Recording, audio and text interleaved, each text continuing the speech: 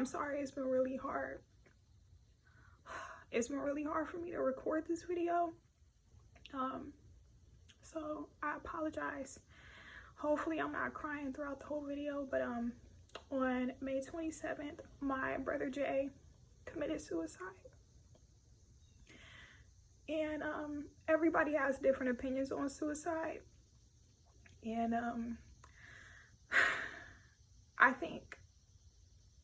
I think we subconsciously believe that we can save a person, but that's just not true.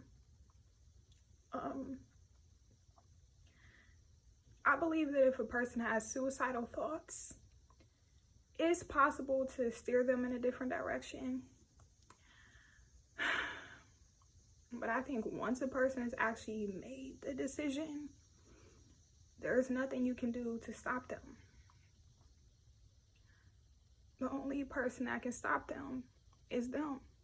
And I know this because I've been close to ending my life. I've been close to ending my own life.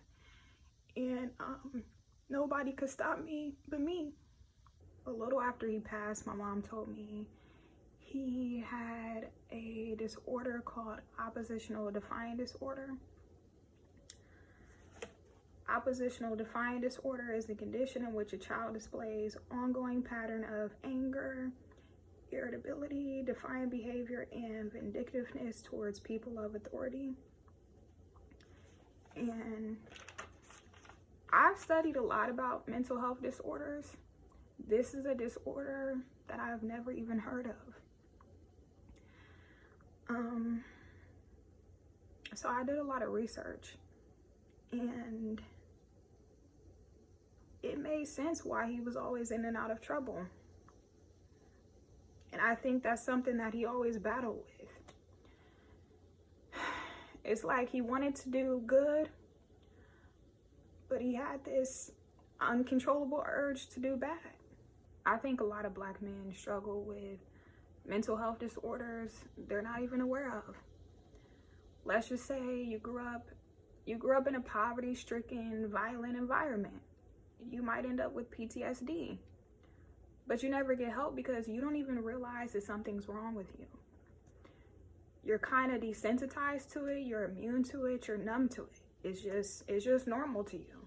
There is a lot of Black men hiding because they don't have a safe space to be vulnerable. They feel like no one cares. And we really got to stop writing people off as crazy when they're alive, but showing so much concern and empathy once they pass and it's too late. Where was your concern? Where was your empathy when this person was alive and they were in front of you, showing you all the signs that they were going through something, and you downplayed it or you made jokes about it? Where was your compassion and empathy then? And like I said before, I don't believe that you can save a person, but I do believe that you can encourage them. You can encourage them to heal, and you can support them through that process.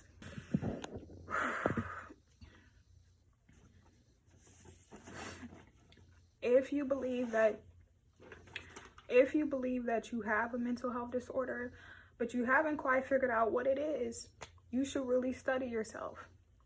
Study yourself and start studying different mental health disorders.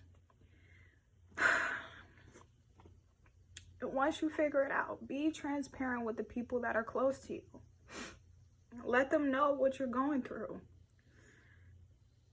And if somebody is dismissive or they make jokes about it, that's not a person that you should have around. And everybody's different. Some people say therapy helps. Some people say medicine helps. But I think the most important thing is spirituality. Because I feel if you don't believe that there's something greater than you that's there to help you, it's going to be really hard. It's going to be very hard. I don't encourage anybody to commit suicide, but I don't think a person is selfish for doing it. And I think if you are angry at a person for committing suicide, you have to let go of that anger. And you have to understand that they just wanted to be free. You know, they weren't trying to be selfish. They weren't trying to hurt you. They just wanted to stop hurting. And when I went to his memorial, it was so beautiful hearing the things that his friends and his boss said about him.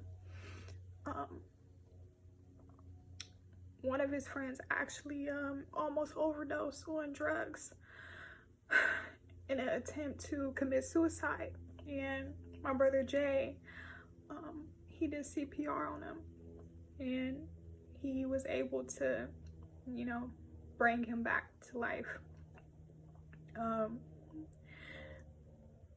So it was very shocking, like, to his friends that he committed suicide, because he would always tell them that's not the way to go. Nobody is safe. A person could seem strong, a person can seem like they're okay, but you just never know. There's not always clear signs. There's not always obvious things to let you know, that that's where a person is headed.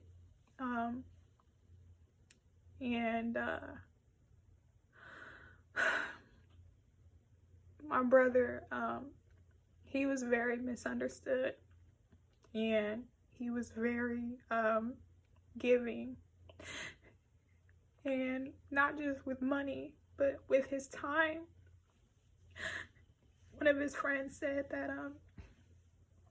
my brother Jay helped him with long division, because I guess his friend never got his GED, and he said my brother used to poke fun at him for it, but in the same breath, he told him that he was going to help him. So that's when he started tutoring him and teaching him long division. And I'm really going to miss my brother. I'm sorry.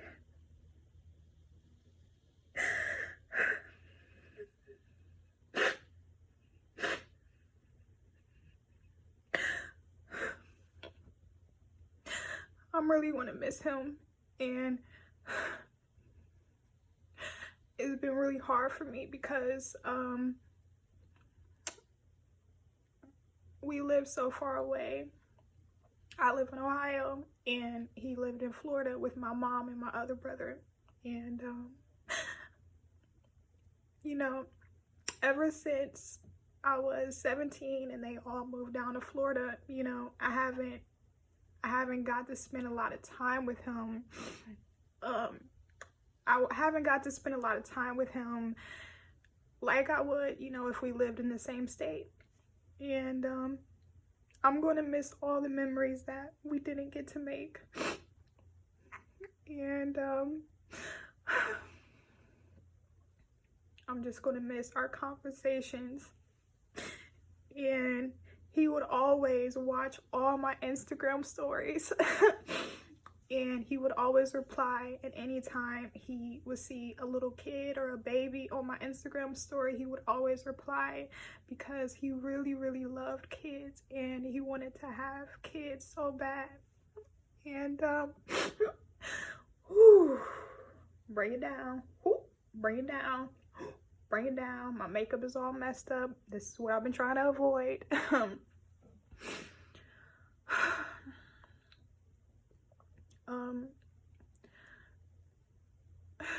If you can somehow see this, I just want you to know that regardless of what mistakes you made in your life, I love you and I'm proud of you, and I'm happy for you. I'm happy for your freedom.